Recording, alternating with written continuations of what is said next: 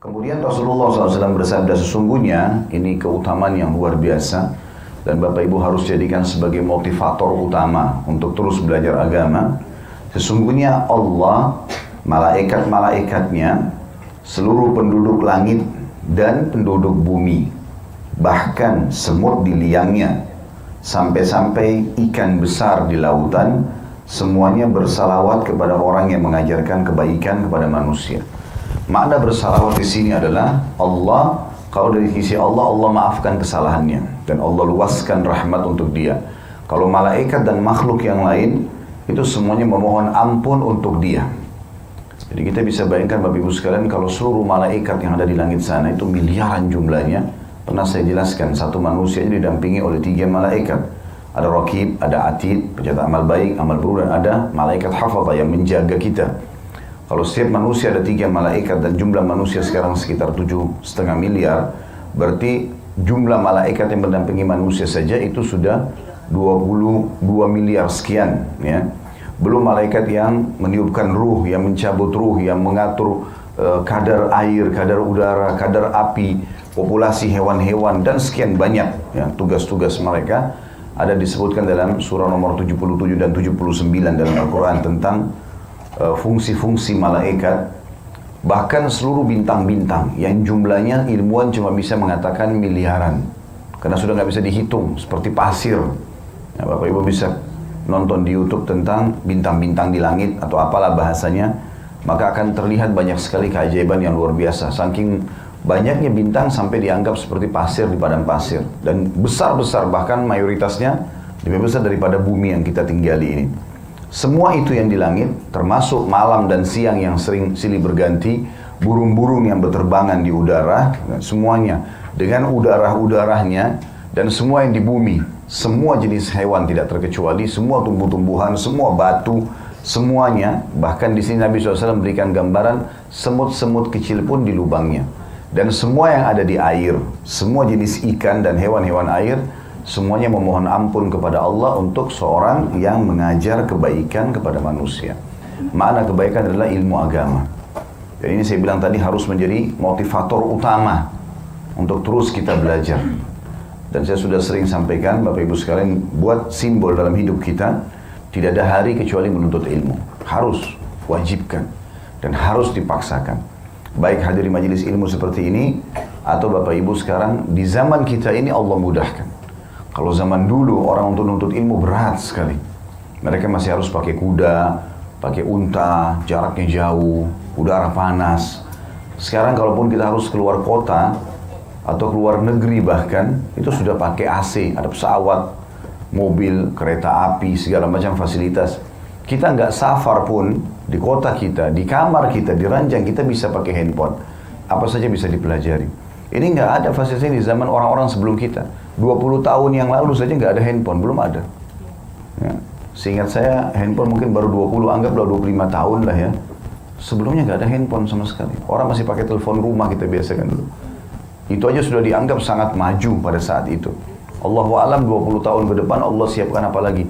Tapi sekarang fasilitas untuk belajar gampang sekali. Handphone yang kecil yang kita kantongin, bahkan kita bisa bawa keranjang kita, sudah jadi perpustakaan berjalan. Apa saja kita mau. Sekarang mau tahu, saya mau sholat malam, bagaimana motivatornya?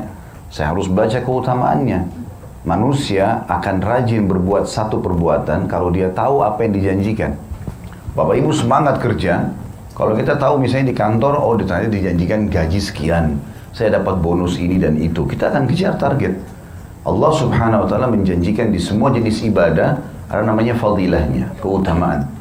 Dan sudah saya ajarkan, Bapak Ibu sekalian, kalau ingin rajin berbuat sebuah ibadah, maka baca janji Allah.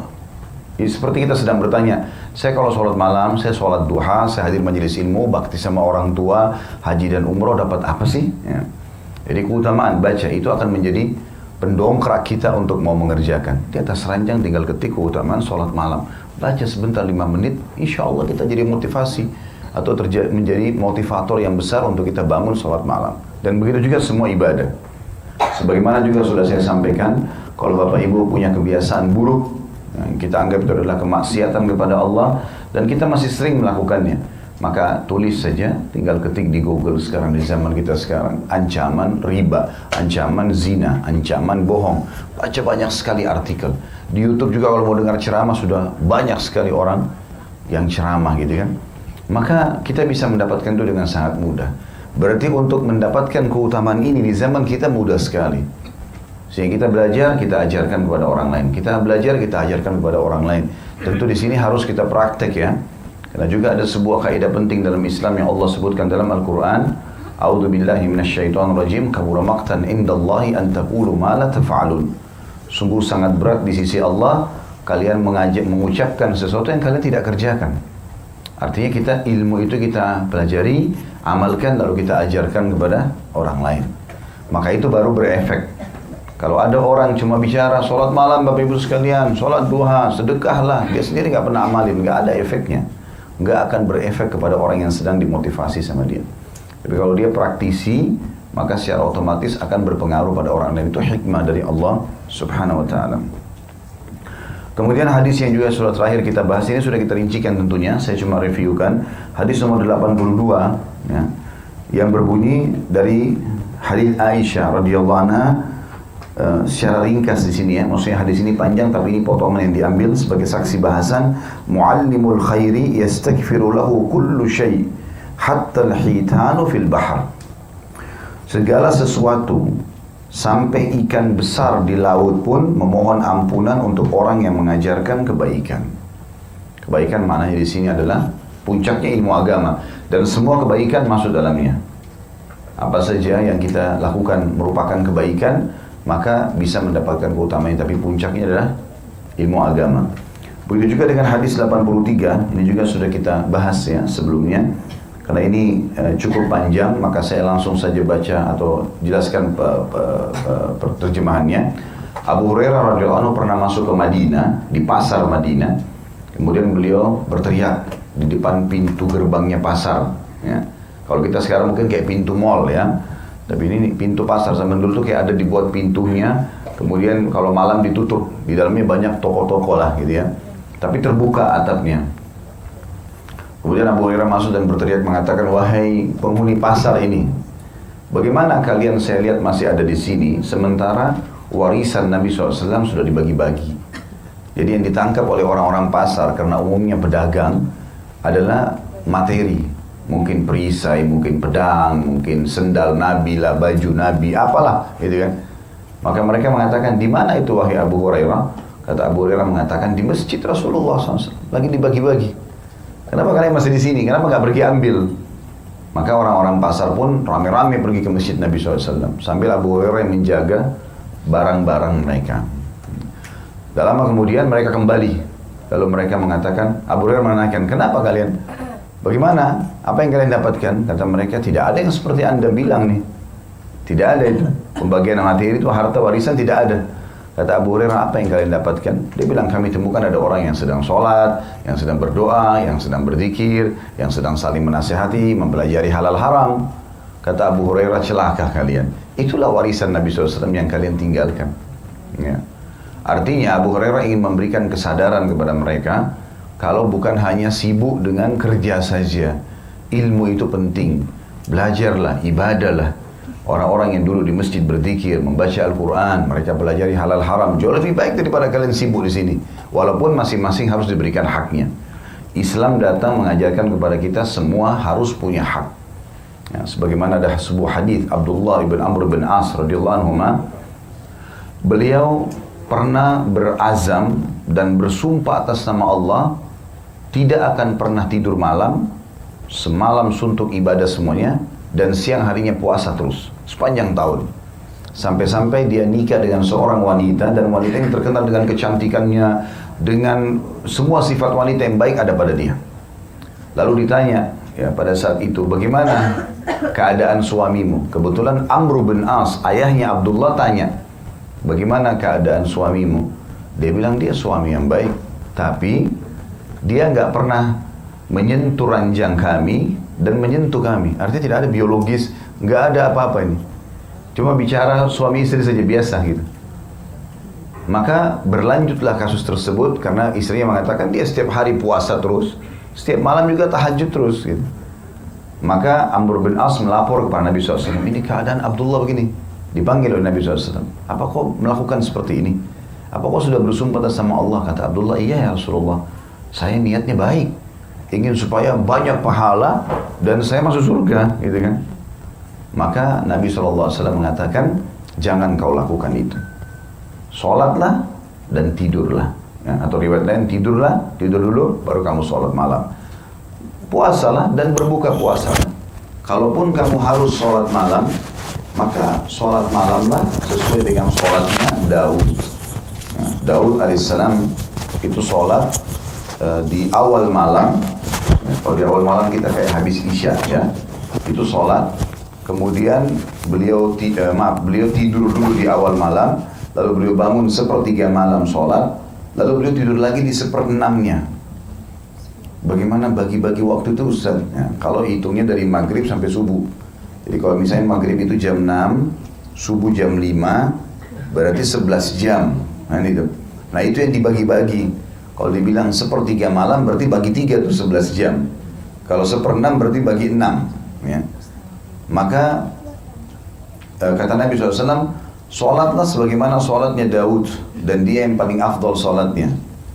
Ya, dia tidur di awal malam, kemudian dia sholat di sepertiga malam, lalu dia tidur lagi di seperenam malam. Jadi menjelang subuh itu Nabi Daud masih tidur, tapi sebentar gitu ya. Kata sebagian ulama, ini bagi orang yang sudah rutinitasnya begitu. Kalau baru pertama kali Bapak Ibu mau praktek sholat malam, jangan, pasti kebablasan. Tapi itu yang paling afdal gitu ya. Lalu kata Nabi SAW, kamu semestinya puasa sehari dan buka puasa 2 hari. Kata Abdullah, saya mampu ya Rasulullah. Artinya sholat malam pun saya semalam suntuk bisa, puasa pun tiap hari bisa. Kata Nabi SAW, kalaupun kau mau paksakan, maka maksimal sehari puasa, sehari berbuka puasa. Dan jangan kau lakukan lebih daripada itu. Riwayat lain, dia mengkhatam Al-Quran 30 juz setiap malam. Abdullah bin Amr bin As itu kisah yang masyhur. Setiap malam di tahajud 30 juz. Yang biasa kita inna ata'ina wal asr ya. Maka dia 30 juz sampai kepada Nabi SAW. Dia bilang, apa kau juga baca begini? Dia bilang, iya ya Rasulullah. Kata Nabi SAW, bacalah ya 30 juz Al-Quran itu sebulan. Maksudnya setiap hari 1 juz, sehingga 30 hari khatam. Dia bilang, saya mampu lebih ya Rasulullah. Kata Nabi SAW, bacalah 20 hari sekali. Artinya per 20 hari khatam. Saya mampu ya Rasulullah, bacalah 10 hari. Setiap 10 hari kamu khatam. Saya mampu ya Rasulullah. Kata Nabi SAW, bacalah 7 hari. Per 7 hari khatam. Maka dia mengatakan, saya masih mampu ya Rasulullah. Kata Nabi SAW, bacalah maksimal 3 hari dan jangan kau kurang dari itu. Siapa yang mengkhatam Al-Quran kurang dari 3 hari, dia tidak memahaminya. Ya. Jadi akhirnya Abdullah berkata, pada saat dia sudah mulai tua, dia mengatakan, coba seandainya saya menerima nasihat Nabi SAW. Artinya Nabi SAW ajarkan kita bagaimana mengatur pola ibadah yang tepat. Bahkan Nabi mengatakan, ketahuilah sesungguhnya matamu punya hak, jasadmu punya hak, kau butuh istirahat, istrimu punya hak, ya, pekerjaanmu punya hak, dan tamumu punya hak. Ada orang mungkin karena mau mengerjakan banyak perbuatan yang dianggap ibadah, lalu tamunya datang, dia buru-buru ingin tamunya cepat pulang. Padahal menghormati tamu juga ibadah. Ya. Duduk ngobrol suami istri pun ibadah. Waktu buat anak juga ibadah. Riwayatnya dikatakan, dan anakmu juga punya hak. Jadi ada saatnya kita melakukan semua dibagi. Orang mukmin terbagi semuanya waktunya. Tetapi tidak ada yang luput dari dia. Dia berusaha maksimal untuk itu. Dan ini yang kita bahas terakhir, hadis nomor 83. Pagi ini insya Allah kita akan bahas, semoga Allah berkahi, anjuran untuk bepergian jauh guna mencari ilmu. Dan hadis pertama dalam bab kita ini adalah hadis nomor 84, dan di sebelahnya ada angka 1, berarti hadis pertama di bab ini. Kalau 84 urutan dari awal kita belajar. Berarti sampai hari ini Bapak Ibu sudah belajar 84 hadis. Allahu alam berapa yang dihafal. Abu Hurairah berkata radhiyallahu anhu bunyinya bahwa Rasulullah SAW bersabda, "Man salaka tariqan yaltamisu fihi ilman, sahhalallahu lahu bihi tariqan ilal jannah." Barang siapa yang meniti jalan demi mencari ilmu, niscaya Allah akan memudahkan jalan ke surga untuknya. Hadis ini diriwayatkan oleh Imam Muslim dan lainnya. Ia telah disebutkan secara lengkap di bab sebelumnya, hadis nomor 3. Jadi di bab sebelumnya cukup panjang disebutkan hadis ini, tapi di antara potongannya ini. Jadi cara yang termudah untuk masuk ke dalam surga, belajar agama. Ini ada rinciannya. Kata ulama, kenapa orang yang meniti jalan menuju menuntut ilmu agama itu mudah masuk surga? Yang pertama, karena ilmu agama memandu dia mana yang boleh, mana yang tidak boleh, sehingga menjadi seperti pengawasnya. Dia mau makan, dia mau minum, dia mau cari pendapatan, dia mau bergaul, apa saja selalu halal atau haram. Halal dinikmati, haram dijauhi.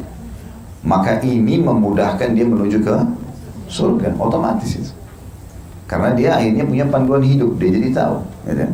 Bapak Ibu dulu di majelis ilmu begini, oh ternyata tahu, oh ini yang boleh, oh ini yang diperintahkan, ini yang nggak boleh, oh ini keutamaannya, ya. Ini ancamannya misalnya kalau itu dosa ya, keutamaan kalau itu amal saleh. Maka dengan ini tertitilah jalan kita, termudahkan untuk menuju ke surga. Juga ulama mengatakan masuk dalam makna ini adalah siapapun yang menuntut ilmu agama itu punya keutamaan tersendiri. Dalam hadis yang lain dikatakan siapa yang keluar menuntut ilmu agama ikhlas karena Allah, dia seperti mujahid di jalan Allah. Ya, sampai dia kembali. Orang pergi jihad itu setiap langkahnya, ya, bahkan disebutkan dalam hadis tunggangannya saja, kudanya atau untanya yang dia pakai, atau kalau kita sekarang kendaraan, pesawat, tank, apalah, semua itu perputaran langkahnya pun dinilai pahala. Semua itu dinilai pahala. Makanan yang dia berikan kepada tunggangannya, itu semua ada nilai pahalanya di sisi Allah Subhanahu wa Ta'ala. Maka makna yang lain juga adalah masuk dalam makna ini. Kalau mereka menuntut ilmu ikhlas, berarti mereka sama dengan mujahid. Artinya kalau sampai mati, mereka juga dihitung di jalan Allah. Ini juga memudahkan masuk ke dalam surga. Ya. Juga masuk dalam makna ini, yang ketiga adalah, kata sebagian ulama, yang dimaksud dengan menuntut ilmu, siapa yang meniti menuntut ilmu agama, Allah akan mudahkan jalan menuju ke surga. Artinya memang Allah jamin bagi dia surga. Siapapun yang menuntut ilmu dijamin masuk surga. Karena jarang sekali orang belajar ilmu kemudian dia tidak faham, kecuali berbeda bahasa mungkin, kecuali memang apa yang diajarkan nggak benar. Tapi kalau itu wahyu pasti akan benar. Dan sedikit banyak yang dia pelajari pasti akan ada yang nyantol untuk dia amalkan. Maka itu memudahkan menuju ke surga. Artinya hadis pertama kita ini menjamin orang yang menuntut ilmu agama masuk surga. Dan ini jalan pintas menuju ke surga. Ingat teman-teman sekalian, belajar ilmu seperti kita lakukan insya Allah sekarang, asal kita ikhlas karena Allah, tidak mendatangkan kecuali kebaikan. Ilmu itu dalam pepatah bahasa Arab dikatakan akan menjagamu, sementara harta yang kau kumpulkan kamu yang menjaganya. Kalau ilmu, kita yang dijaga sama ilmu. Mau makan, mau minum, mau bergaul, mau apa saja, mau cari pendapatan, boleh nggak ya? Ilmu ngawasin, ini nggak boleh, ini boleh. Jadi kita terawasi. Tapi kalau harta kita sibuk jaga, taruh di tempat aman, takut dicuri dan segala macam hal, maka ilmu lebih afdal daripada harta, secara otomatis itu. Hadis yang kedua, tepatnya hadis nomor 85, dan ini semua ditulis di sebelah angka 1 dan angka 2, sahih, ya. Dari Zir bin Hubaish, ada di situ ada footnote nomor 141. Lihat ya, yang pegang buku, kelihatan nggak? Ada angka kecil. Di bawah ada di kitab asli dan lainnya tertulis Zar dengan Zal, ya. Maksudnya di sini kan dari Zir, tapi nama di buku aslinya Zal, ya, atau Abi Dzar, atau maaf, bukan Abi Dzar, Zar bin Hubaish.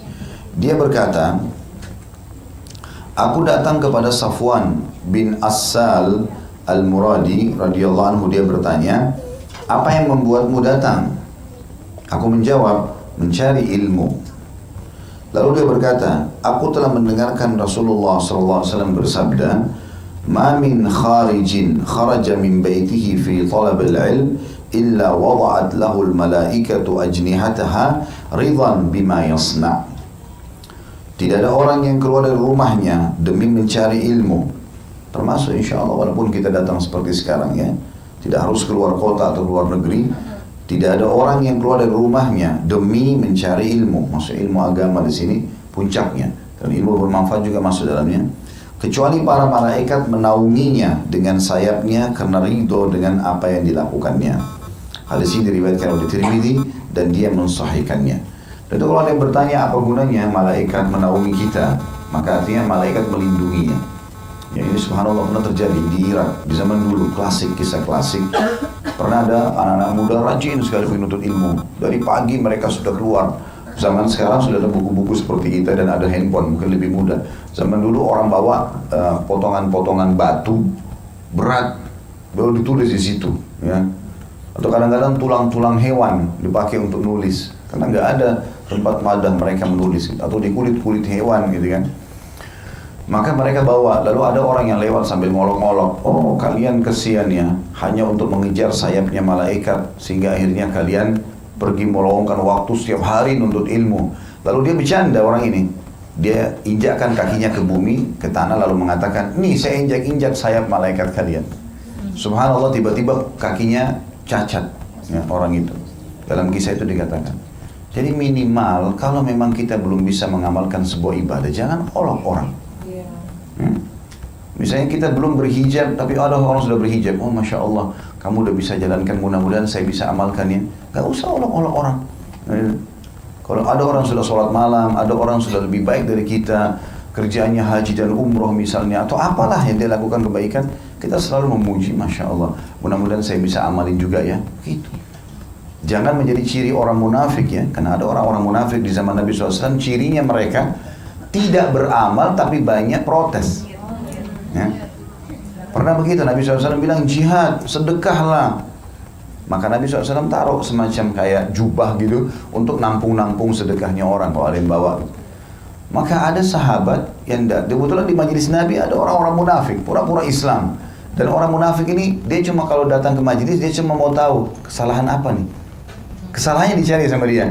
Kesalahan apa nih? Lalu diekspos. Itu sudah biasa. Dari zaman dulu sampai akhir kiamat nanti. Memang sudah begitu. Kerjanya cuma nyari kesalahan orang. Apa nih kesalahannya? Kebaikannya dilupain semuanya. Maka mereka cari apa ini? Nabi SAW suruh berinfak untuk jihad. Ada orang bawa hartanya banyak. Saking banyaknya dalam hadis Bukhari dikatakan dia sulit angkat. Dia bawa kain besar, ada perak, ada emas, diangkat sama dia. Turunkan lagi, dia naikkan lagi. Begitu terus sampai di hadapan Nabi SAW. Ya Rasulullah, ini untuk Allah dan Rasulnya. Kan dipanggil sedekah. Ada juga keadaan tertentu di mana memang kita harus sedekah di depan orang. Seperti sekarang di pinggir jalan ada orang minta, nggak mungkin kita bilang kalau saya kasih ria, itu syaitan. Kalau kita nggak kasih lalu kita nggak kasih, kapan kita kasih dia? Yang ria itu kalau saya sudah bilang, kita cerita tanpa ditanya. Kamu udah bantu belum? Udah bantu belum? Saya bantu dia.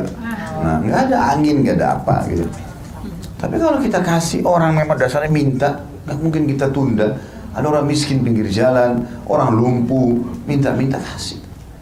Syaitan bisikin itu nanti kamu ria. A'udzubillah minasyaitonir rajim. Nggak ada ria di situ. Ria itu sengaja orang pamer, gitu kan? Itu lain. Yang jelas pada saat itu sahabat ini datang bawa berat sekali lalu dikasih. Ya Rasulullah, ini untuk Allah dan Rasulnya. Karena Nabi suruh, ayo yang mau infak datang bawa sini. Kan berarti depan orang. Ada ibadah-ibadah yang kita harus lakukan depan orang, seperti sholat berjamaah di masjid, ya. Sholat Jumat, sholat istisqa minta turun hujan, ya. Itu kan depan orang. Haji umroh, kan tidak mungkin kita sudah bawa tas travel tutupin, saya nggak mau kita oleh orang. Gimana caranya? Kan sudah jelas-jelas kita harus lihat orang. Kita lagi tawaf, nggak mungkin kita tutup muka kita. Kan tidak mungkin. Bahkan orang perempuan pakai cadar ini suruh buka kalau lagi umroh kan. Jadi ada memang ibadah kita harus kerjakan depan orang. Tapi ada juga ibadah yang memang tertutup seperti sholat tahajud, sholat duha, kan? Atau kita lagi bantu orang, kebetulan kita lagi jalan, tidak ada orang lain di jalan, cuma kita berdua sama orang itu, lalu dia minta kita kasih. Memang Allah sudah buat si perilaku itu tertutup, ya sudah kita tutupin, kan gitu. Jangan diceritain orang, maka jadi riya, gitu kan? Yang jelas teman-teman sekalian, pada saat dia taruh orang ini karena banyaknya, orang-orang munafik pada nyeletuk di majelis. Apa mereka bilang? Riya orang ini. Padahal mereka sendiri nggak berinfak, cuma protes gitu kan. Selesai, sahabat ini nggak peduli. Nabi SAW dan para sahabat yang orang-orang beriman sudah tahu orang-orang munafik, nggak ditanggapin. Karena selalu kerjanya cuma tahu protes dan protes. Ya. Gibah orang, fitnah orang, itu kerjanya orang munafik udah. Kalau orang beriman nggak akan seperti itu.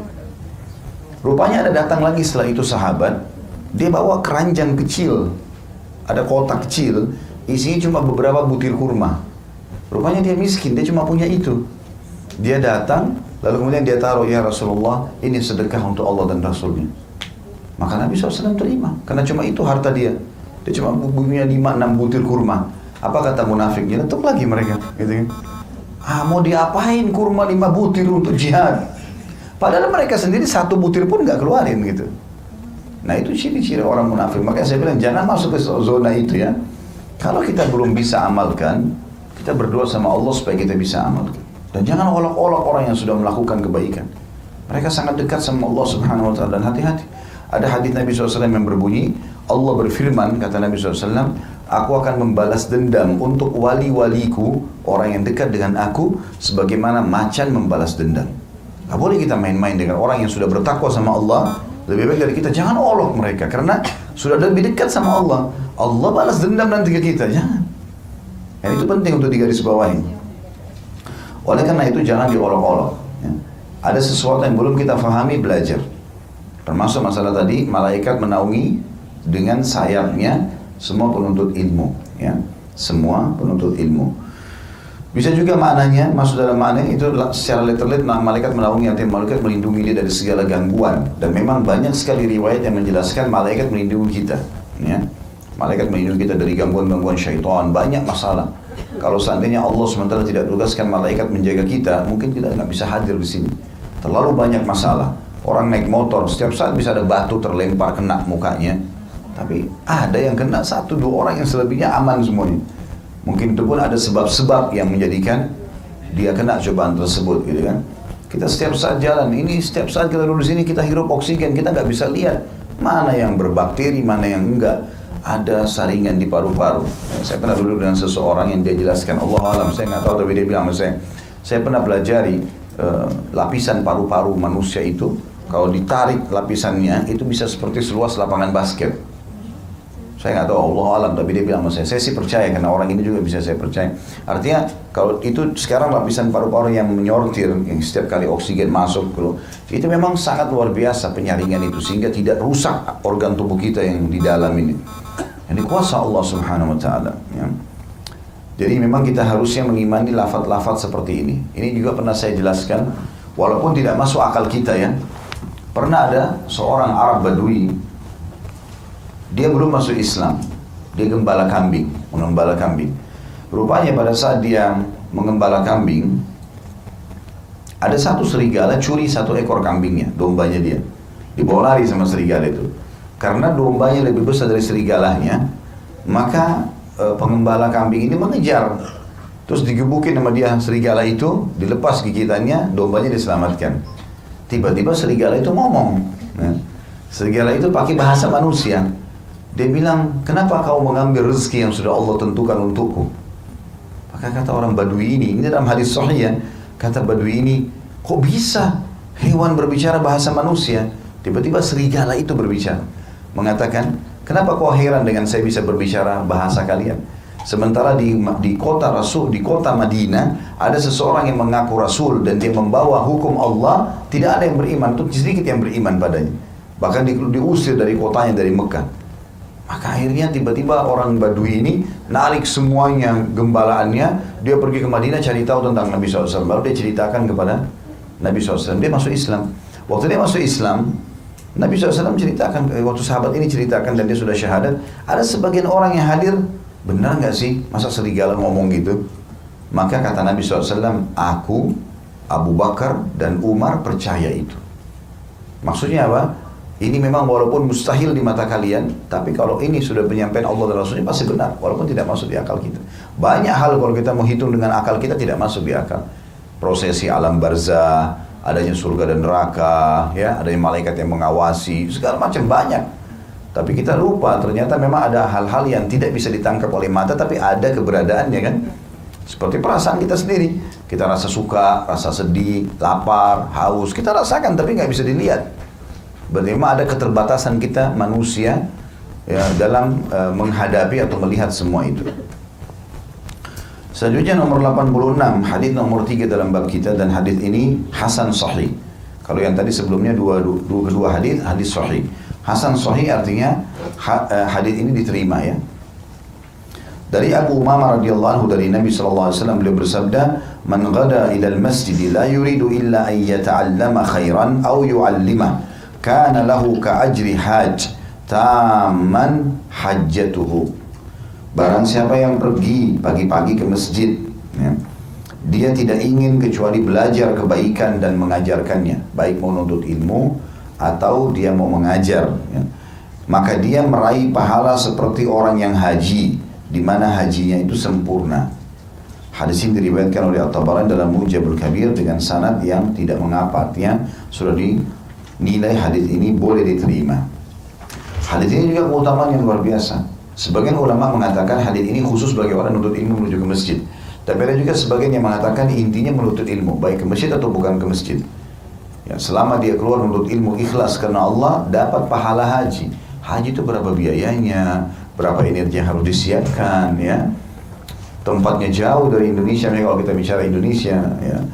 Maka kita di ujung Asia, ya, itu juga Saudi di ujung Asia bagian utara, kita di bagian selatan. Maka seperti kita dari ujung ke ujung ke atas, ya, untuk ke Saudi, makanya 9 jam naik pesawat.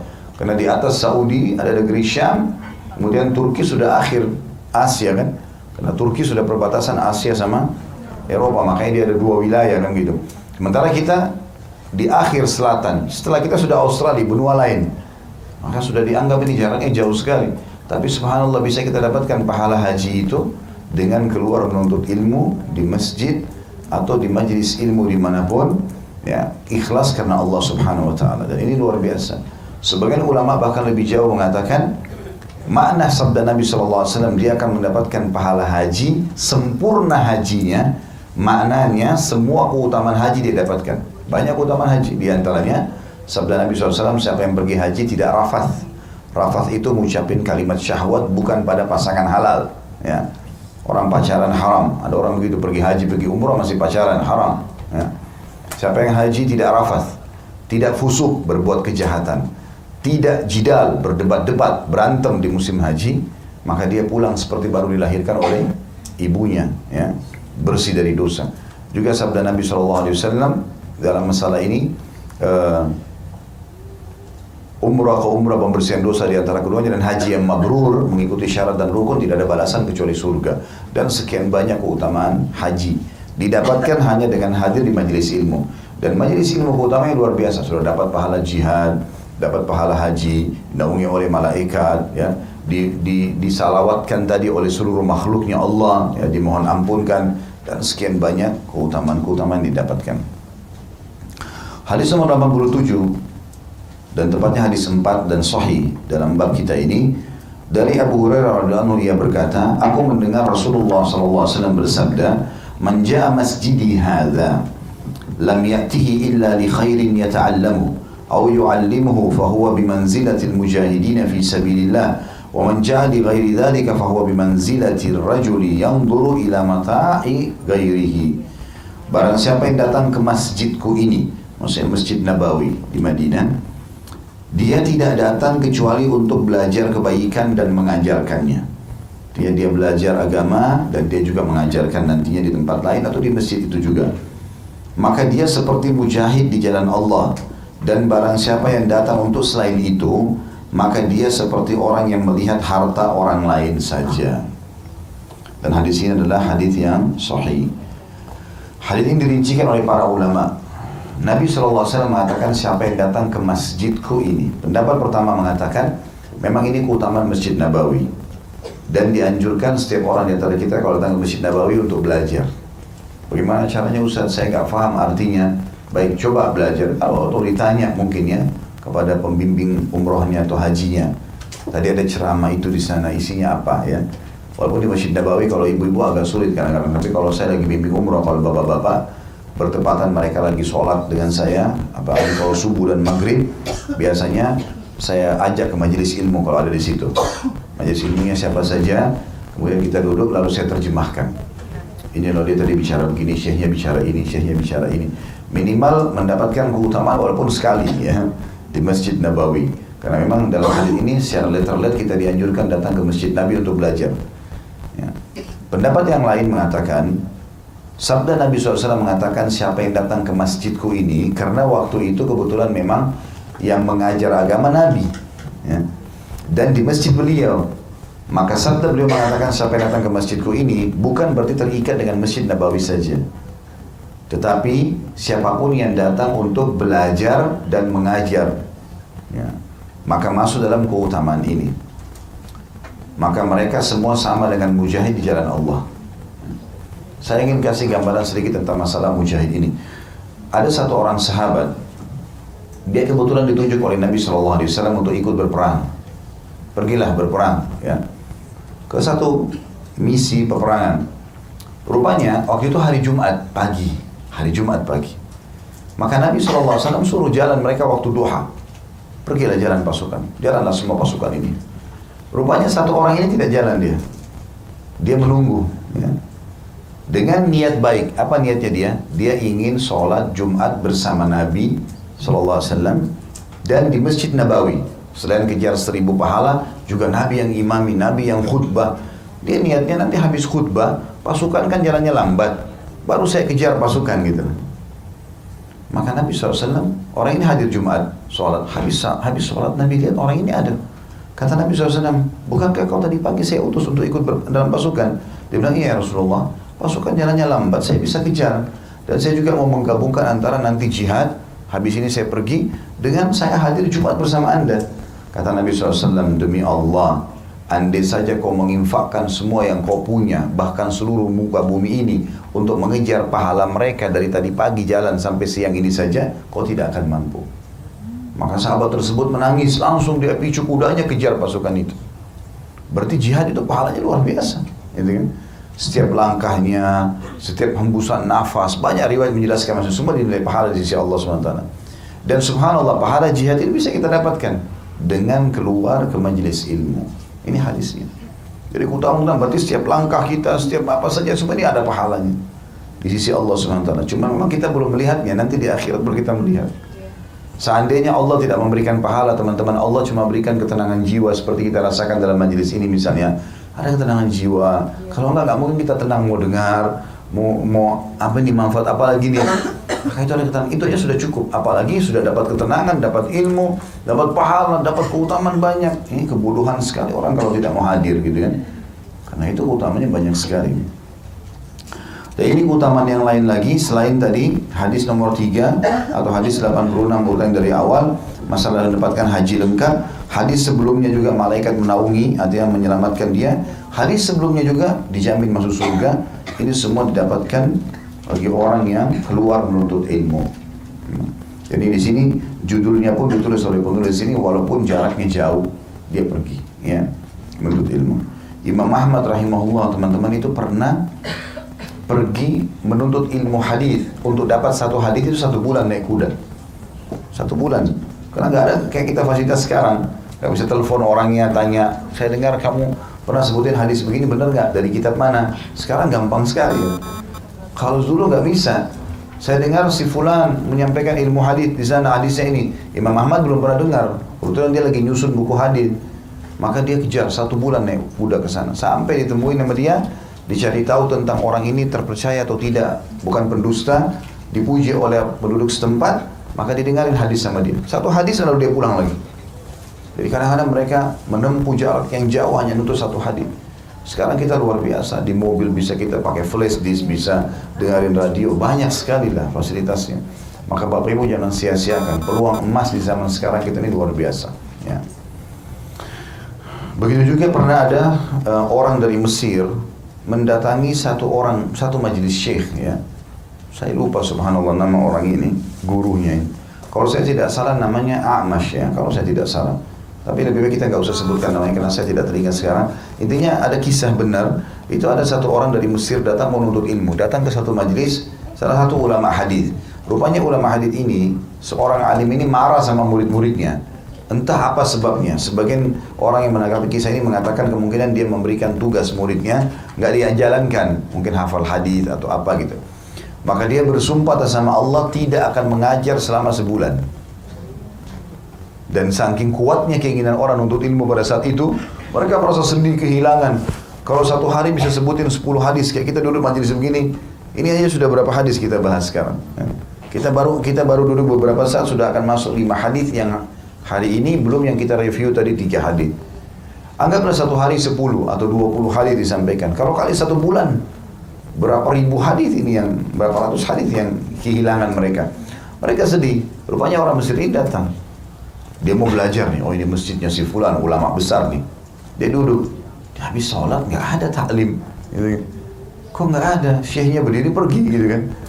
Dia bilang sama orang-orang di sekitarnya, ini kenapa nggak ada pengajian? Kata salah satu muridnya di masjid itu, Syekh ini lagi marah sama kita.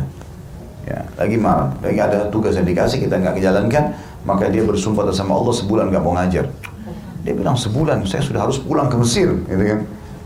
Maka dia cari jalan, dia dekatin, Syekhnya dia dekatin, lalu dia mengatakan, Syekh ajarkan kepada saya hadis. Ya, kata Syekh tidak bisa, saya sudah bersumpah sebulan. Saya dari Mesir gini-gini, nggak, pokoknya saya nggak mau ngajar, kata Syekh. Baiklah. Dia bilang kalau gitu Syekh izinkan saya mengantar anda pulang. Kebetulan Syekh ini matanya agak rabun, ya. Maka kata Syekhnya baiklah kalau kamu antar. Naiklah ke atas unta, dibonceng sama dia, ya. Kemudian dibawa Syekhnya ke padang pasir, bukan ke rumahnya. Kata Syekhnya, ya, suara padang pasir, nggak ada suara manusia. So, Syekhnya mengatakan, kau bawa saya kemana nih? Dia bilang di padang pasir Syekh. Dan demi Allah nggak ada lagi orang lain kecuali Allah, saya dan anda saja. Kenapa kau bawa ke sini? Saya tidak akan bawa anda pulang sampai anda menyampaikan kepada saya 100 hadis. Kata dia gitu. Ini contoh motivasi bagaimana mereka mau belajar agama zaman dulu ya. Kata Syekh, demi Allah saya tidak akan sampaikan. Dia bilang demi Allah juga saya tidak akan hantar anda pulang sampai saya belajar gitu. Tapi ini jangan buat sama saya ya. Maka dia bilang gitu. Syekh terpaksa bilang, baik tulislah. Dia bawa kulit hewan yang dia siap untuk tulis. Hadis pertama dari fulan dari Rasulullah berkata begini. Hadis kedua, hadis ketiga sampai 100. Sudah 100? Katanya sudah 100. Dia bilang iya sudah 100 Syekh. Antar saya pulang. Baik saya antar pulang. Dia antar pulang sama dia. Rupanya menuju pulang ada satu toko kios jual makanan di situ. Dia bilang sebentar Syekh, saya mau beli makanan. Dia turun, dia beli makanan. Terus dia bilang, saya mau titip ini ya, ditulis, ditaruh sama dia, tulisannya tadi itu. Nanti saya ambil sama makanan saya. Dia pulang, dia naik ke unta, dia bonceng, sampai pulang ke rumah. Begitu tiba depan rumah, dia bilang, Syekh ini rumah anda. Syekhnya teriak dari atas unta, wahai muslimin, ini orang telah mencuri sesuatu dari saya. Ambil dari dia. Rupanya disuruh ambil tuh tulisannya itu. Ambil dari dia. Orang-orang pada datang, apa yang diambil? Ada tulisan, dia mengambil hadis dari saya. Kata dia, tidak ada di tangan saya. Kata saya, ada sama dia. Diperiksa, nggak ada. Karena dia sudah titip tadi itu makanan. Dia juga pintar ini. Dia taruh ke sana gitu. Maka setelah itu kata Syekh, ada dengan dia. Dia bilang, nggak ada. Kita sudah cek, nggak ada. Sementara ini tetangga-tangga Syekhnya tahu ini. Syekhnya tahu siapa mereka. Terus kata Syekhnya, kalau begitu yang saya sampaikan ke kau hadis palsu itu. Dia bilang, tidak mungkin Syekh. Kenapa kau yakin? Orang seperti anda yang faham hadis tidak mungkin berdusta. Ya sudah, akhirnya diambillah sama dia 100 hadis itu. Ada juga di antara mereka teman-teman belajar ilmu hadis ini, belajar ilmu agama, itu duduk di depan gurunya sambil nulis. Ada di antara mereka yang gurunya kasar kalau ngomong kadang-kadang, keras. Ada yang kalau ngomong maaf ludahnya mercek-mercek. Alhamdulillah Bapak Ibu nggak begitu sama saya. Tapi mereka sambil nulis, sambil basah. Tapi sabar, nulis ilmu agama. Sekarang sudah rumah enak, AC ada, nggak mau datang. Al-malas.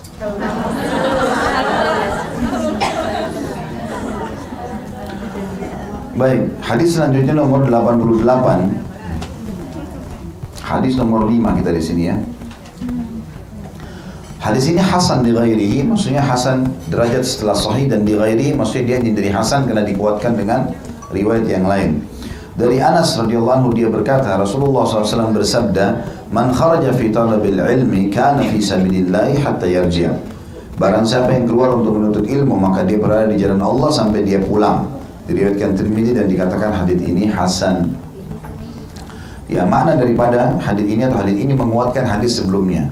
Kalau memang orang kalau keluar menuntut ilmu ikhlas karena Allah, maka dia seperti mujahid di jalan Allah, seperti sedang berjihad yang sudah kita rincikan tadi makna daripada hadis ini.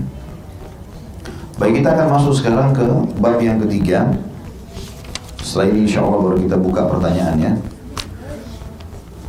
Kali ini insya Allah kita akan coba bahas sampai bab keempat, karena bab keempat juga hanya sebuah tulisan bab dan nanti pertemuan akan masuk bab kelima.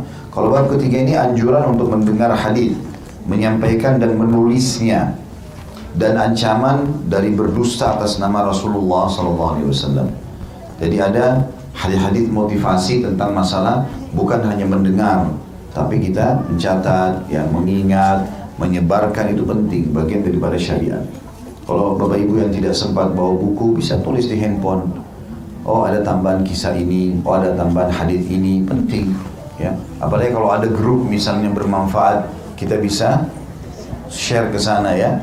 Atau mungkin seperti hadis ini bisa difoto, ini ada hadis yang kita pelajari hari ini, dikirim ke orang-orang, siapa tahu orang bisa dapat hidayah. Ada seorang teman saya, sama-sama tamatan Madinah, kebetulan beliau dari kuliah hadis, ya. Kakak kelas saya lebih dulu tamat dari saya. Subhanallah, saya kadang-kadang kalau lagi duduk ada, saya menemukan sebuah hadis, saya kirim ke teman-teman saya saja, tidak semua orang gitu, ya. Saya kirimkan hadis-hadisnya sudah masyhur, karena hampir tiap hari saya kirim. Ternyata ada satu hadis itu yang bunyinya, siapa yang akhir kalimatnya la ilaha illallah, dia masuk surga, kan gitu. Sudah masyhur hadis itu. Cuma memang karena sudah hampir tiap hari saya kirim, maka ada yang saya kirim hadis itu. Seminggu kemudian saya ditelepon sama dia. Terus dia bilang, Ustaz Khalid, iya apa kabar? Iya, saya bilang baik Ustaz. Kemudian tebakan saya juga panggil beliau Ustaz, ya. Maka dia bilang, Subhanallah, saya mau beritakan kalau mertua saya meninggal. Dia bilang, minggu lalu meninggal. Oh iya, saya ucapkan doa yang sunnahkan, a'adhamallahu ajrakum, semoga Allah melipat gandakan pahala. Kalian ini biasanya kalau kita lagi takziah, ya, kita dianjurkan mengucapkan itu. Intinya saya mengucapkan doa-doa itu. Lalu dia bilang, ada sesuatu yang saya mau sampaikan. Antum tahu nggak, waktu minggu lalu sempat share ke saya, waktu itu masih BBM, ya, kita masih pakai BBM waktu itu.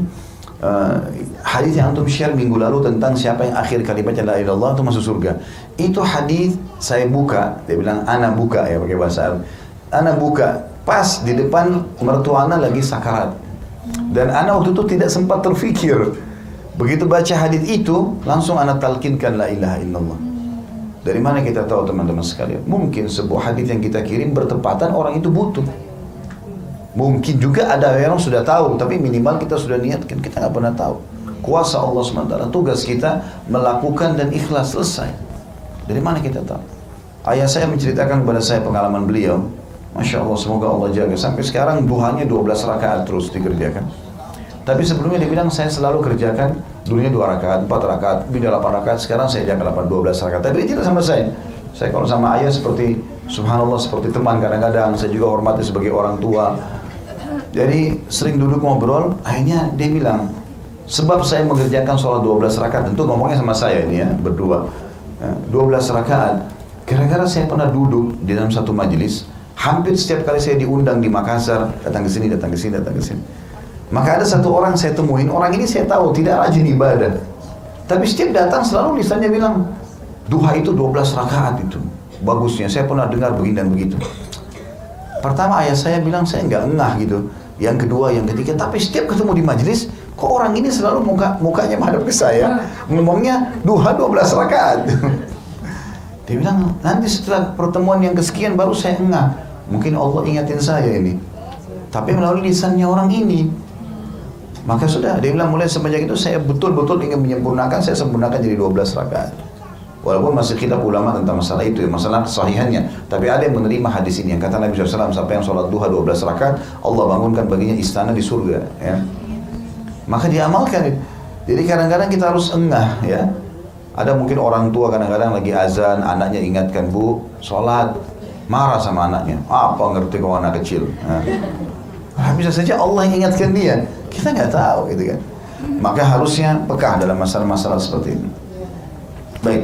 Hadis 89, tepatnya hadis 1 di dalam bab kita ketiga ini, hasan di ghairihi, sama berarti dia bisa diterima hadisnya hasan di bawah hadis sahih, tapi dia menjadi hasan karena dikuatkan dengan riwayat-riwayat yang lain. Ibnu Mas'ud berkata radhiyallahu anhu, aku mendengarkan Rasulullah SAW bersabda, naddarallahu imra'an sami'a minna syai'an faballagahu kama sami'a farubba muballagin aw'a min sami'.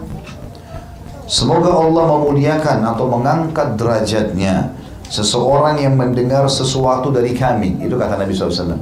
Dengar hadisku, lalu apa yang dia lakukan? Lalu dia menyampaikannya seperti yang didengarkannya. Berapa banyak orang yang disampaikan lebih mengerti daripada para pendengar. Diriwayatkan juga oleh Abu Daud dan Tirmidzi, juga Ibnu Hibban dalam sahihnya. Hanya saja dia berkata, rahimallahu imra'an, semoga Allah merahmati seseorang. Kan kalau di awal hadis ini, semoga Allah memuliakan. Hadis ini teman-teman sekalian memberikan pelajaran kepada kita tentang pentingnya belajar hadis. Kemudian kita menukil seperti apa yang disampaikan. Jadi nggak boleh ngarang-ngarang, ya. Kalau kita ragu lafadznya, benar nggak nih seperti ini? Kita dianjurkan di akhirnya mengatakan au kama qala Nabi sallallahu alaihi wasallam, atau seperti yang telah diucapkan oleh Nabi sallallahu alaihi wasallam. Tapi inti hadis ini adalah bagaimana Nabi sallallahu alaihi wasallam mendoakan kemuliaan untuk orang yang mempelajari hadis atau mendengarkan hadis lalu mengamalkannya atau mengajarkannya seperti yang dia dengar. Ya, tentu ini tidak mungkin bisa kecuali kita sibuk menulis, ya. Kita menukil, ya, apalagi ada tambahan-tambahan informasi seperti majelis ilmu begini. Kan buku kita umumnya hadis saja isinya, kan? Ini bahasa Arabnya, ini terjemahannya, gitu ya. Syarahnya dari mana ya? Yang saya sampaikan. Ini maksudnya begini Bapak Ibu sekalian, pelajarannya diambil ini. Nah, itu perlu ditulis. Poin-poin itu perlu ditulis. Oh, ternyata ini yang dimaksudkan. Jadi pada saat Bapak Ibu ngobrol sama pasangan saja, misalnya atau sama anak kita di rumah, tadi ibu dan ayah belajar hadis ini loh. Maksudnya ini, Ustaz tadi terangin ini, ada tambahan kisah ini, ya. Maka kita bisa dapat manfaat tambahan. Kalau kita cuma andalkan pendengaran kurang, ya. Jadi harusnya pendengaran, penglihatan, lisan ini disatukan semua. Maka ini adalah alat, ya, belajar yang sangat luar biasa. Apalagi kalau kita kombinasikan semua. Mata kita melihat, telinga kita mendengar, lisan kita mengucapkannya. Baik kita mengajarkan atau kita menghafalnya. Maka itu puncak daripada berbekasnya ilmu. Nah, kalau kita cuma dengar kuping, maka ini bisa saja, ya, masuk di kanan, keluar di kiri, atau mungkin nyantol pun beberapa persen. Setelah itu kita pulang maka ada yang hilang, ya. Hadis yang kedua dalam bab kita ini, tepatnya hadis nomor 90, dan ini sanadnya sahih dari Zaid bin Thabit radhiyallahu anhu. Dia berkata, aku mendengar Rasulullah SAW bersabda, naddarallahu imra'an sami'a minna hadithan wa ballaghahu ghairuhu atau ghairah, faballaghahu ghairahu, farubba hamili fikhin ila man huwa afqaha minhu, wa rubba hamili fikhin laysa bifaqih, thalathun la yaghillu alayhinna qalbul muslim, ikhlasul amali lillah, wa munasahatu ulatil amr, wa luzumul jama'ah, fa inna da'watahum tuhitu min waraihim, wa man kanat ad-dunya niyyatuhu farraqallahu alayhi amrah وجعل فقره بين عينيه ولم يأته من الدنيا إلا ما كتب له ومن كانت الآخرة نيته جمع الله أمره وجعل غناه في قلبه وأتته الدنيا وهي راغمة. Semoga Allah memuliakan seseorang, kata Nabi SAW, yang mendengarkan suatu hadis atau sebuah hadis dari kami, lalu dia menyampaikannya kepada orang lain.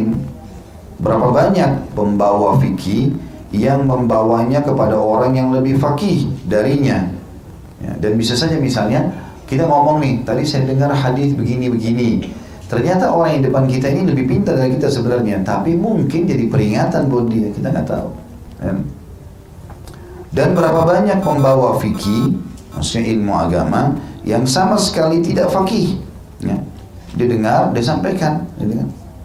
Ada 3 perkara yang mana hati seorang muslim tidak akan dihinggapi dengki karenanya. Mengikhlaskan amal karena Allah, memberi nasihat kepada para pemimpin, dan berpegang teguh bersama jamaah karena doa mereka mengelilingi dari belakang mereka. Nanti saya jelaskan ini ya. Barang siapa niatnya adalah dunia, maka Allah akan mencerai-beraikan perkaranya, menjadikan kemiskinan di antara kedua matanya, dan dunia tidak akan mendatanginya kecuali apa yang telah dituliskan untuknya. Barang siapa niatnya adalah akhirat, maka Allah akan menyatukan perkaranya, menjadikan kekayaannya dalam hatinya, dan dunia mendatanginya walaupun ia membencinya. Hadis ini diriwayatkan Ibnu Hibban dalam Sahihnya. Hadis ini cukup panjang, kita rincikan. Potongan pertama, naddarallahu imra'an sami'a minna hadithan faballaghahu ghairah. Semoga Allah memuliakan seseorang yang mendengarkan suatu hadis dari kami lalu dia menyampaikannya kepada orang lain. Ini potongan ini khusus memotivasi kita untuk menyampaikan kebenaran yang kita dengar. Ya. Walaupun kita cuma dengar dan kita pastikan memang sumbernya juga benar, kita sampaikan ke orang lain. Tentu di sini ada larangan juga kalau kita sampaikan sesuatu yang kita tidak tahu sumbernya ya, yang juga sembarangan. Jangan begitu ada yang di share di grup langsung kemudian kita main share lagi ke orang lain tanpa memastikan, itu juga keliru. Kita harus hati-hati masalahnya. Sudah pernah saya ingatkan itu di awal-awal bab menuntut ilmu ya. Jadi kita harus pastikan oh ini ternyata benar. Gitu. Ya, maka kita boleh sebarkan.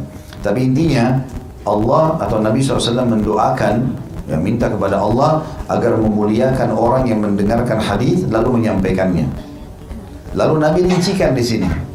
Kata beliau, berapa banyak pembawa fikih, maksudnya pembawa hadis atau ilmu agama, dia sampaikan ke orang lain, yang membawanya kepada orang yang lebih faqih darinya.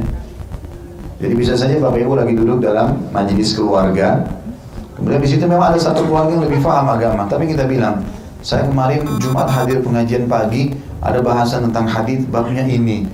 Terus kita sebutkan, bisa saja hadis itu belum dia dengar, bisa saja. Atau bisa saja mungkin dia kebetulan lagi butuh hadis itu. Atau banyak sekali gitu kan.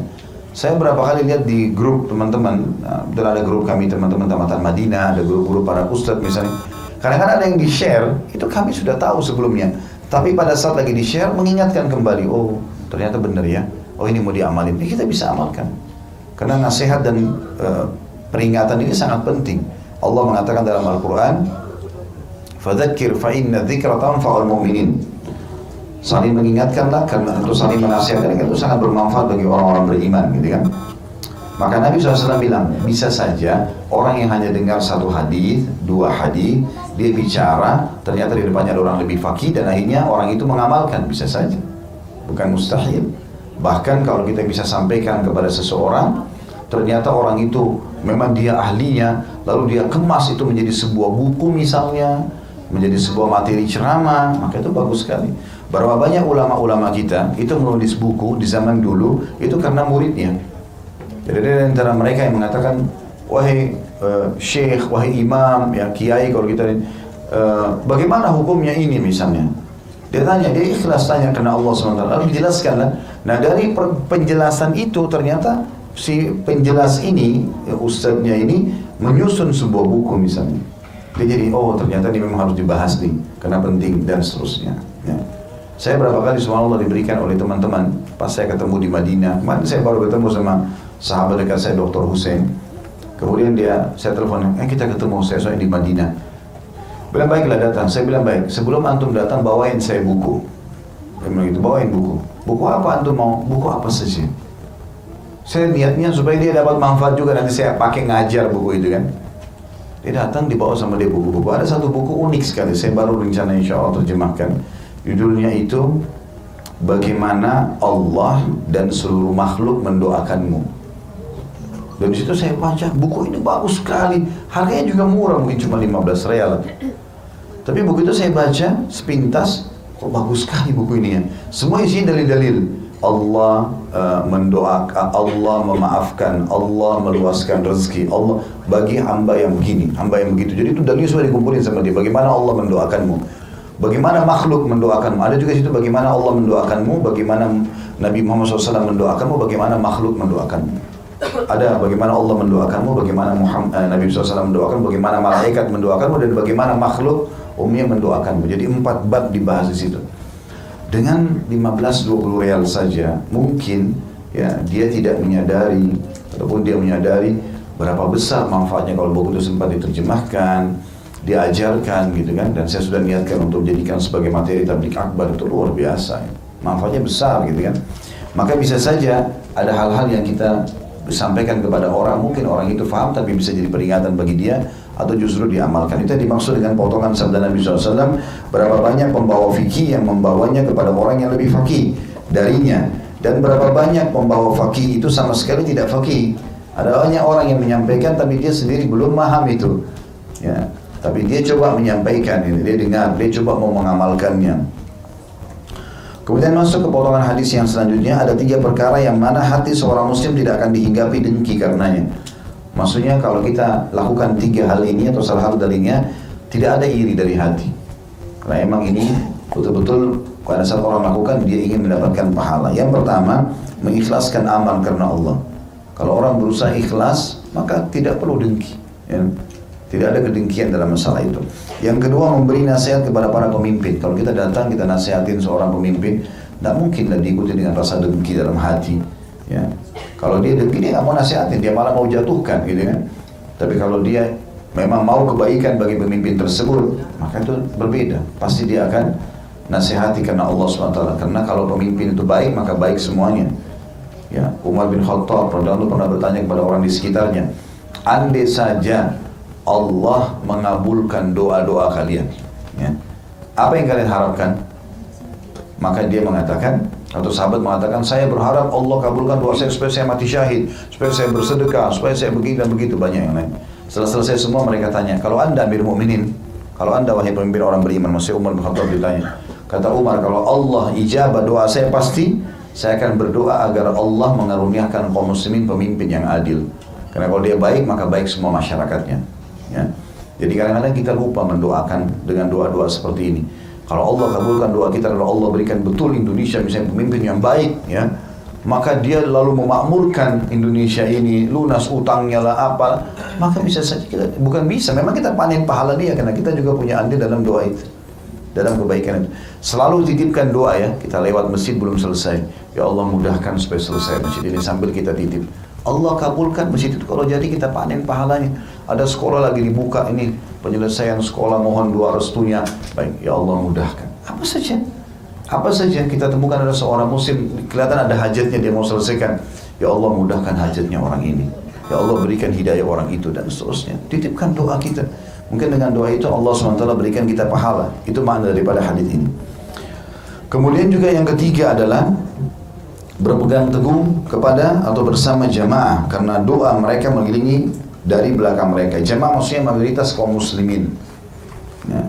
Jadi tidak mungkin umat ini mayoritasnya sesat gitu kan. Mereka akan menjalankan perintah-perintah agama. Ada orang yang salah yang menyimpang, tapi sebagian gitu kan. Umumnya umat ini kalau yang berpegang pada Islam yang benar, maka mereka baik ya. Itu dinamakan dengan jamaah.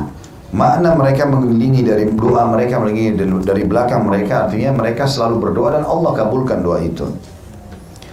Kemudian Nabi SAW dipesankan pentingnya untuk mendapatkan keutamaan semua itu, barang siapa niatnya adalah dunia, maka Allah akan mencerai-beraikan perkaranya. Artinya urusan-urusannya nanti akan tidak selesai. Siapa yang niatnya bukan karena Allah, membantu orang lain bukan karena Allah, bekerja bukan karena Allah, berumah tangga bukan karena Allah, Allah cerai-beraikan perkaranya. Maksudnya tidak selesai-selesai urusannya. Dan menjadikan kemiskinan di antara kedua matanya. Maksudnya, walaupun sudah melimpah nikmat padanya, tetap dia anggap dirinya susah terus. Ada orang begitu, rumahnya sudah bagus, mobilnya sudah bagus, badannya sehat, kita ketemu keluh kesah semua. Dari awal ketemu sampai pisah, suami saya begini, istri saya begini, anak saya begini, pembantu saya begitu. Ini kapan alhamdulillahnya ini? Semuanya keluhan. Maka orang seperti ini kefakiran di hadapan matanya, walaupun dia kaya, gitu kan? Itu kalau orang melakukan karena urusan dunia, bukan karena ikhlas ya, untuk Allah Subhanahu Wa Taala. Dan dunia tidak akan mendatanginya kecuali apa yang dituliskan untuknya. Artinya rezekinya begitu-begitu saja. Ya. Sebaliknya, barang siapa niatnya adalah akhirat, maka ingin mengejar akhirat, bantu orang ikhlas supaya dapat balasan di akhirat, supaya masuk surga. Ini Saya sudah pernah jelaskan teman-teman, setiap kali kita berhadapan sama orang, yang kita dahulukan adalah sosial. Ya, jadi kalau kita ada orang kita temuin, jangan bertanya, kira-kira saya dapat manfaat apa dari orang ini? Ya, kerjaan kah, proyek kah? Kalau enggak ya sudah ditinggalkan, salah ini. Nah, pahala apa yang saya dapat dari orang ini? Dia belum pakai hijab, nasihatin. Dia belum sholat, nasihatin. Dia belum kerjakan amal-amal ibadah yang kita tahu, nasihatin supaya dia bisa menjadi aset amal jariah kita. Saya sudah pernah bilang, kita ini semua marketing, ya. Dan kita punya produk namanya Islam. Setiap orang yang masih jauh dari agama adalah target pasar kita. Jangan dibenci, jangan dijauhi, jangan dihina, nggak boleh sama sekali. Apalagi kalau sampai ada orang bersumpah mengatakan orang ini karena banyaknya dosanya, tiap malam mabuk, tidak sholat, ganggu orang, ini pasti Allah tidak akan ampuni. Ini berbahaya. Dalam sebuah hadis sahih dikatakan, ya kata Nabi SAW, akan ada orang yang mengatakan, demi Allah si fulan tidak akan diampuni sama Allah, karena dia lihat orang itu banyak sekali dosanya gitu. Maka Allah pun menjawab langsung mengatakan, siapa orang ini berani-berani melampaui keputusanku? Maka ketahuilah aku sudah ampuni orang itu dan aku hancurkan amalmu. Justru orang yang menganggap remeh orang lain dihancurkan amalnya, jadi nggak boleh. Kalau Allah mudahkan kita beramal, alhamdulillah, dan kita rahasiakan saja. Jadi kan tidak usah anggap remeh orang lain, ya. Siapa yang niatnya akhirat, karena Allah SWT ingin mengejar akhirat, selalu yang dia dahulukan bantuan yang memang mengejar pahala di situ, maka Allah akan menyatukan perkaranya. Urusannya semua selesai. Poin 1, poin 2, poin 3 selesai. Besok urusan baru selesai. Semua selesai urusannya. Dan Allah jadikan kekayaan dalam hatinya. Walaupun cuma pakai motor tua, rumahnya kecil, selalu syukur. Cukup. Alhamdulillah. Bagaimana kehidupan? Oh alhamdulillah, saya luar biasa sehat. Tidak pernah sakit kok. Ada makanan hari ini, alhamdulillah. Para kaum salafus saleh, walaupun rumah mereka gubuk, kalau ditanya, bagaimana keadaan anda hari ini? Alhamdulillah, saya bisa bernafas, saya masih bisa melihat, saya masih bisa berzikir, dan masih ada tempat naungan. Tinggal menunggu ajal datang, saya akan menyambut istana saya di surga. Jadi mereka gambarannya berbeda. Dibandingkan kita hanya selalu berkeluh kesah hidupnya, semuanya kurang. Padahal kalau orang lain melihat nikmat itu mungkin dia cemburu, gitu kan? Kadang-kadang begitu, sudah dikasih pasangan yang baik, sudah dikasih keturunan, sudah dikasih rumah, Allah kasih banyak nikmat, keluh kesah. Selalu salah, ya. Maka ini keliru, harusnya bersyukur kepada Allah. Nah ini kalau kita bisa bersyukur, maka berarti Allah jadikan kekayaan di dalam hati, bukan di depan mata. Depan mata berarti dia selalu memungkirinya, kalau dalam hati dia selalu mensyukurinya. Dan dikatakan, ya, dan dunia mendatanginya walaupun ia membencinya. Artinya Allah akan bukakan bagi dia peluang-peluang dunia. Nah, dalam makna yang lain adalah dunia akan datang kepadanya dalam keadaan terhina. Jadi dunia pasti akan datang, kebutuhannya akan terpenuhi secara dunia. Dalam pepatah dikatakan, kalau kau kejar dunia, akhiratmu akan luput. Tapi kalau kau kejar akhirat, duniamu akan ikut. Ya. Jadi kalau kita dahulukan akhirat, dunia ini akan selesai semua kok. Jadi kecil. Jadi kecil semua.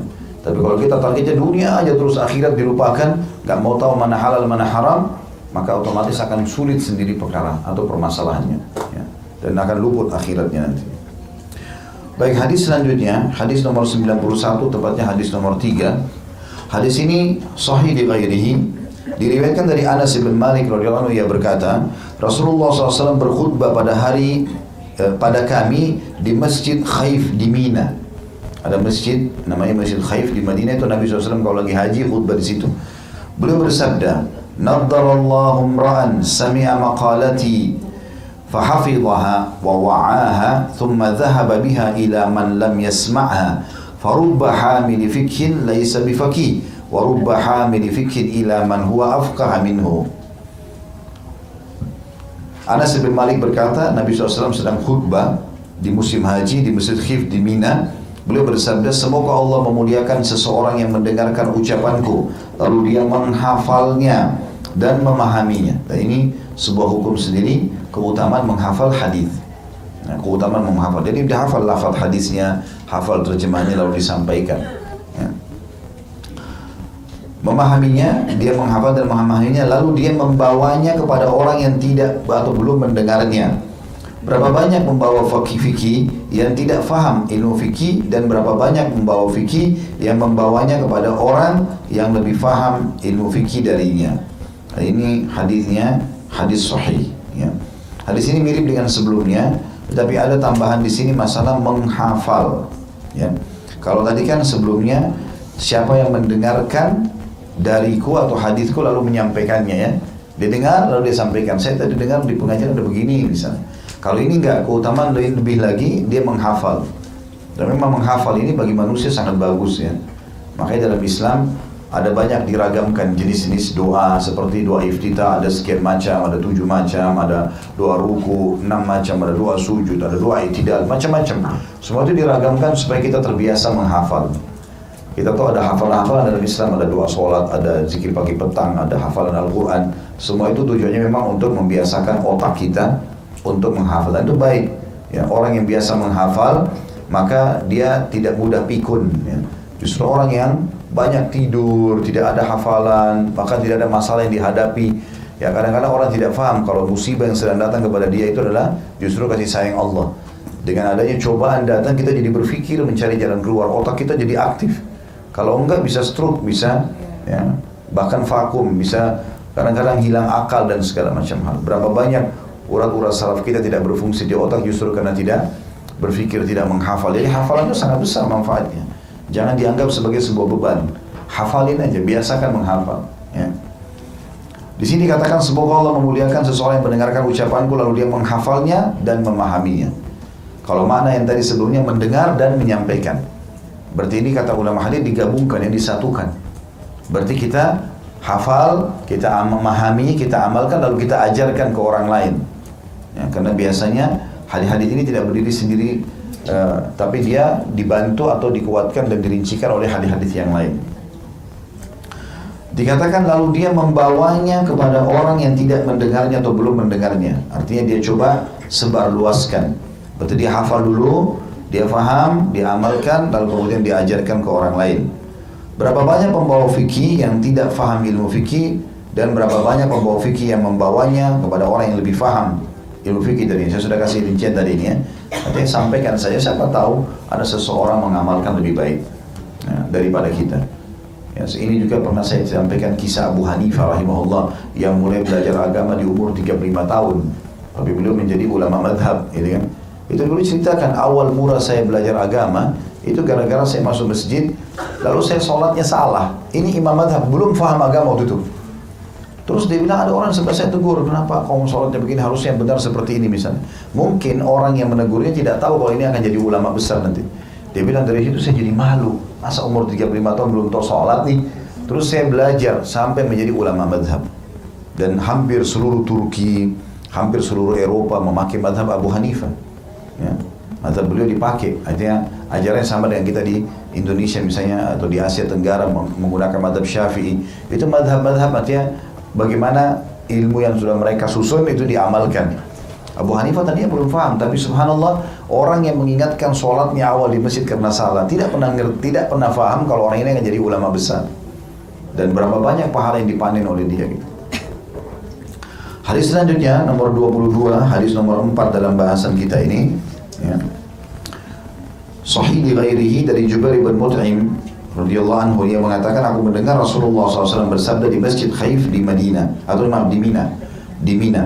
Nadharallahu 'abdan sami'a maqalati fahafidhaha wa wa'aha wa ballaghaha man lam yasma'ha farubba hamili fikhin la fikha lah wa rubba hamili fikhin ila man huwa afqahu min thalathun la yaghillu alayhinna qalbu mu'min ikhlasul amali lillah wan nasihatu li a'immatil muslimin wa luzumu jama'atihim fa inna da'watahum tahutu min waraihim atau min wara'ahum ya.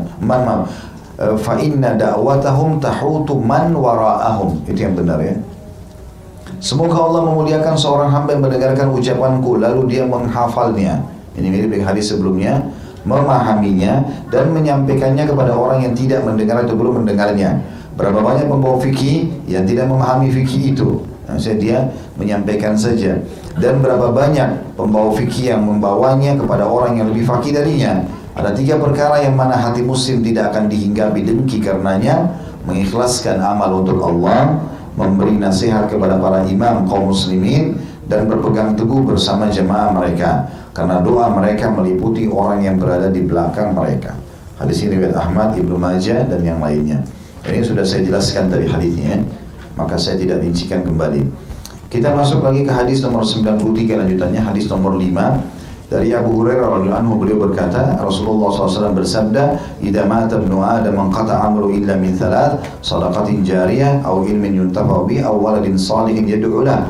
Apabila anak cucu Adam meninggal atau mati, maka amalnya terputus kecuali dari 3 sumber: sedekah jariah, ilmu yang dapat diambil manfaatnya, atau anak soleh yang mendoakannya. Hadis ini riwayat Imam Muslim. Hadis ini sudah pernah kita rincikan panjang lebar tentang apa itu sedekah jariah, sesuatu yang kita keluarkan dan akhirnya terus bermanfaat bagi manusia. Kemudian juga ilmu yang bermanfaat, puncaknya ilmu agama, dan semua yang bermanfaat diajarkan kepada orang lain atau disebarluaskan setelah ya, kita meninggal atau orang-orang ini meninggal. Kemudian yang ketiga adalah anak soleh yang mendoakan. Dan bagaimana saya juga sudah ajarkan ke Bapak Ibu, sampaikan ke Bapak Ibu sekalian, kalau perlu kita mendidik anak-anak kita agama sehingga bisa menjadi aset amal jariah buat kita.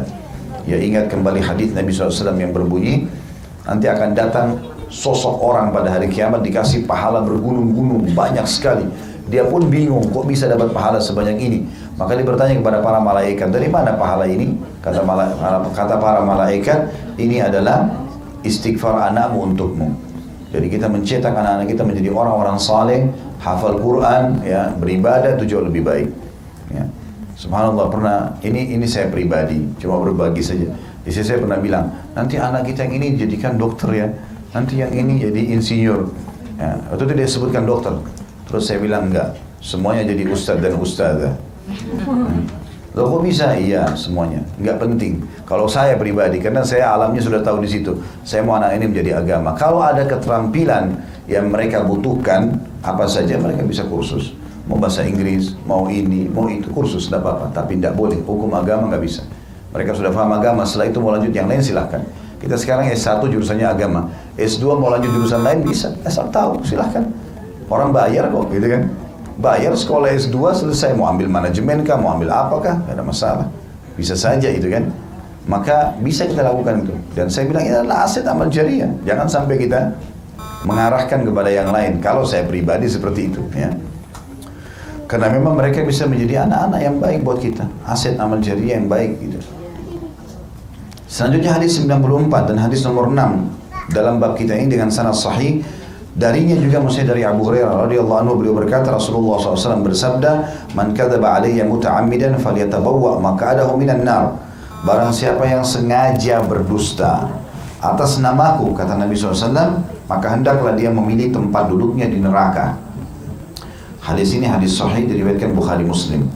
Ya, ini hadis ancaman yang sangat tegas tentang orang yang sengaja berdusta. Rasulullah bersabda padahal tidak.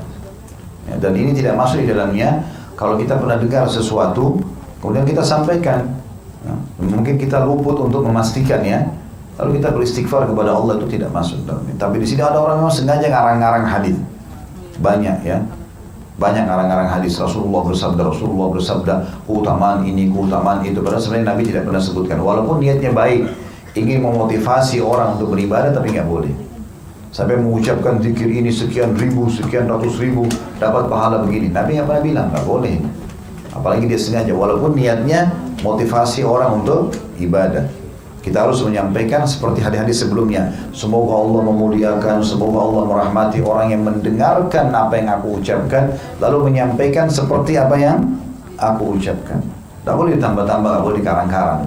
Bahkan di sini ancamannya sangat keras, ya, bahwasanya dia akan masuk ke dalam api neraka. Ya, makanya tidak boleh teman-teman. Ya, harus betul-betul kita pastikan juga riwayat itu dari Nabi SAW. Saya sudah jelaskan juga tadi kaidah-kaidahnya ya. Ya seperti buku ini, ada sebab ini di antara buku ini kita pelajari. Perhatikan judulnya ya, Sahih At-Targhib At-Tarhib. Artinya semua yang kita pelajari di buku ini, semua jilidnya sudah sahih, sudah boleh dipakai. Kalau buku aslinya At-Targhib At-Tarhib masih ada beberapa hadis yang diperselisihkan. Kenapa saya pilih buku ini? Karena ini sudah disahihkan. Makanya selalu hadis 94 nomor 6 sahih, hasan, nggak ada lemah dalam hadis ini. Semua buku ini ada sekian jilid buku ini kita belajar. Ini baru jilid 1 ya. Ini sekian buku, sekian jilid buku ini. Ini buku ini 8 atau berapa jilid buku ini. Jadi cukup banyak. Semuanya memang hadis-hadis yang sahih sehingga kita tidak kerepotan lagi untuk memastikan hadis itu. Jadi katanya kalau Bapak Ibu foto ini share ke teman gak ada keraguan, karena sudah jelas sahih hadisnya. Baik, selanjutnya hadis nomor 95, tepatnya hadis nomor 7, dan ini juga dikatakan sahih. Dari Samurah bin Jundab radhiyallahu anhu dari Nabi SAW, beliau bersabda, "Man haddatha anni bi hadithin yura annahu kadhibun, fa huwa ahadul kadhibin." Barang siapa yang menyampaikan suatu hadis dariku yang diduga bahwa ia adalah dusta, maka ia adalah seorang pendusta.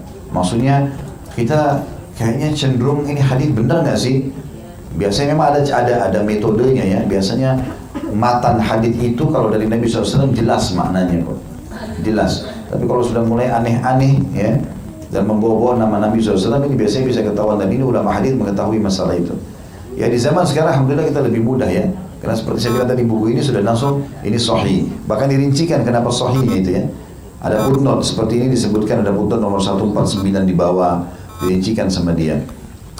Maka hadis ini juga ancaman yang sangat tegas tentang orang-orang yang sengaja berdusta atas nama Nabi SAW. Di zaman dulu itu ada, sampai sekarang ada banyak buku ditulis ya. Seperti Ibnu Qayyim menulis buku judulnya Al-Mawdu'at, hadis-hadis palsu. Banyak hadis palsu disebutkan. Jadi di zaman dulu orang kalau mau dagang, dulu pernah terjadi begitu di Irak. Ada orang jual jenis sayur tertentu, rupanya nggak ada yang beli. Maka dia bilang, Rasulullah SAW bersabda, disebutkan sayurnya itu, siapa yang makan ini sembuh penyakitnya. Nah, mereka membawa-bawa nama-nama Nabi gitu ya.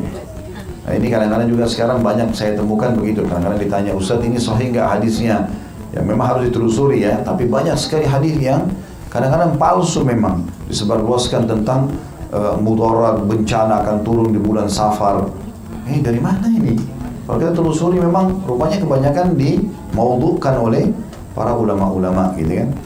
Allah SWT tidak turunkan bencana di situ ya. Dan seterusnya, contoh-contohnya banyak bermasalah itu. Hadis nomor 96, tepatnya hadis 8 dalam sahih, dan ini sanadnya sahih. Dari Al-Mughirah bin Syu'bah radhiyallahu anhu, ia berkata, aku mendengar Rasulullah SAW bersabda, inna kadiban alayya laisa ka kadibi ala ahadin, faman kadaba alayya muta'ammidan falyatabawa maq'adahu minan nar. Kata Nabi SAW, sesungguhnya berdusta atas namaku tidak seperti berdusta atas salah seorang dari kalian. Kalau ada orang berdusta bawa namanya orang, itu si Khalid yang bilang, itu si Ahmad yang bilang, tapi dia bohong, dosa, tapi itu masih lebih ringan kalau orang bilang Rasulullah bersabda. Kata Nabi SAW, sesungguhnya berdusta atas namaku tidak seperti berdusta atas salah seorang dari kalian. Barang siapa yang berdusta atas namaku, maka hendaklah dia memilih tempat duduknya di neraka. Hadis ini diriwayatkan oleh Imam Muslim. Ini mirip dengan keterangan tadi, intinya ada ancaman neraka bagi orang yang sengaja mengarang-arang hadis. Dan yang terakhir di bab keempat, di sini ada anjuran bergaul dengan para ulama. Kata beliau, saya berkata di bab ini tidak terdapat hadis sahih berdasarkan syarat kitab kami. Artinya buku aslinya di bab keempat ini ada beberapa hadis yang diangkat oleh penulis ya. Tetapi Syekh Albani yang coba menelusuri hadis demi hadis, beliau mengatakan di bab ini khusus ada beberapa hadis di situ. Ini kami tidak temukan dikatakan hadis-hadis sahih berdasarkan syarat kitab kami. Maka beliau tidak membahas bab keempat. Kalau kita kembali ke buku aslinya ada isinya hadis, beberapa buku hadis, tapi karena beliau anggap itu hadisnya semua tidak sahih, maka beliau tidak membahasnya. Itu yang dimaksud dengan bab keempat ini. Dan insya Allah pertemuan akan datang kita akan lanjut lagi di bab yang kelima tentang masalah anjuran memuliakan, menghormati dan menghargai para ulama, serta ancaman menyia-nyiakan dan tidak memperdulikan mereka. Ya, kedudukan para ulama berbeda dengan orang biasa. Ya, kita harus memuliakan mereka, menghormati mereka, karena memang mereka lebih faham agama daripada kita, dan tentu lebih banyak juga mengamalkan insya Allah apa yang telah Allah Subhanahu wa Ta'ala perintahkan.